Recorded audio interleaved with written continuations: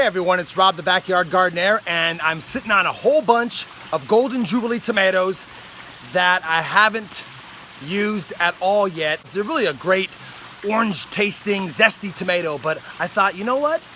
I haven't shown how I make my golden tomato sauce yet, and why not use those tomatoes and show you what I do? So join me for a recipe that I think is unique, versatile, and great tasting. So I've got my Golden Jubilee tomatoes here, and they're just starting to get a little bit less than desirable as far as how they look, but that's okay. Overripe tomatoes are great for tomato sauce, and I thought today I would share with you all my golden tomato sauce. Basically, it's 8 cups of tomatoes with 4 sweet peppers. I try to make sure they're the same color just so the sauce stays pretty golden. 2 large cloves of garlic. These are elephant garlic. If you didn't have these, you'd need about 6 medium-sized cloves. I like to add a little heat. You can use a serrano pepper or a jalapeno pepper, or even a spicy mini bell pepper that I have in my yard that I grow. So we're gonna decide whether I use both or one of these depending on how hot I wanna make this. And then a little bit of salt and pepper. I like to use sea salt as well. And everything will be cooking in olive oil. No butter for this recipe whatsoever. I will put the amount of ingredients in the description below. I'm gonna go ahead and get these guys diced up into about 1/2-inch pieces. I'm not gonna peel these. I'm not gonna core them all the way. I'm just gonna take off any ugly spots or any of where the stem was attached to them. But let me get all this chopped up and I'll show you the next step. So what you wanna do is you'll wanna take your peppers, the hot and the sweet, the garlic, get it all chopped up. Use about 5 tablespoons of extra virgin olive oil. Since you're not using butter, you'll want to get these till they're starting to glisten, and then you'll take your chopped Golden Jubilee or any golden colored tomatoes, and you can see these look fantastic.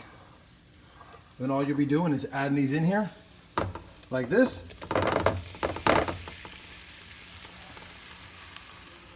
And you'll slowly break these down with some heat.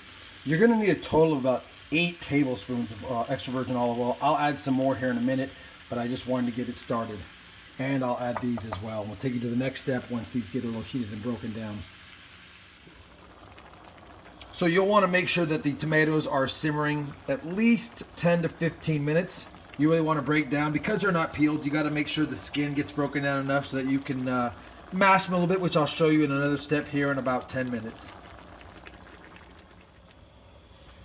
All right, now that it's been simmering for at least 10 minutes, I like to leave it covered while it's simmering so that it traps the heat in.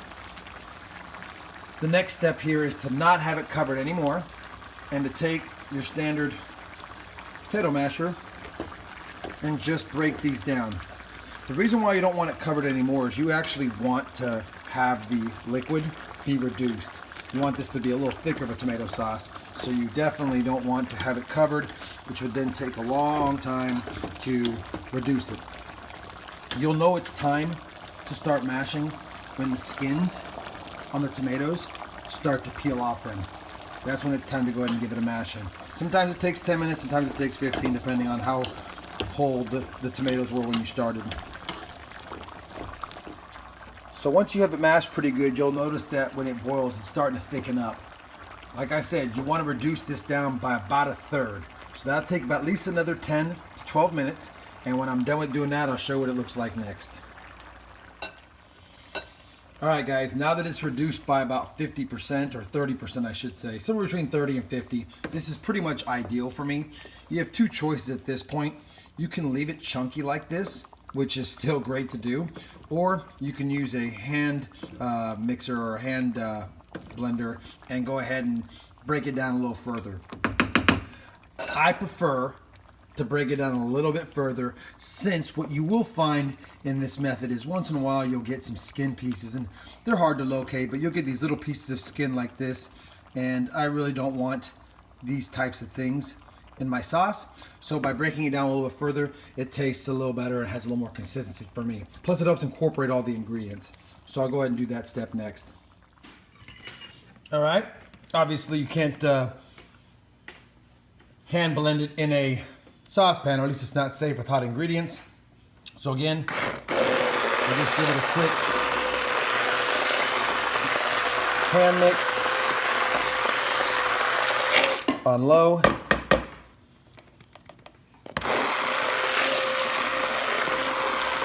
Just like that.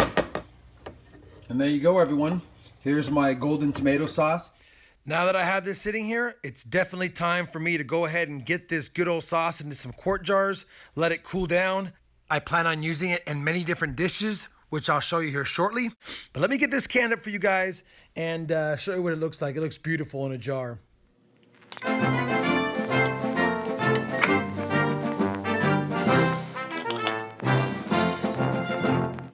So there you have it, everyone. I made just about, well, I probably did make 2 quarts of the Golden Jubilee tomato sauce, but with all my taste testing and ensuring that it was fantastic, which it is, we got just under 2 quarts. For a comparison, this is one of my Brandywine tomato sauces I made a few weeks ago that's actually canned. I wanted you to see the color variance between the two. Fantastic sauce. You can use it on enchiladas, spaghetti, lasagna.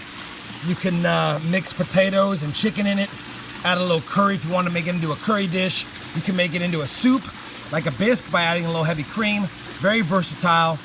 I give it a thumbs up. If you enjoyed the video, please give me a thumbs up. If you have any comments or suggestions, leave them below.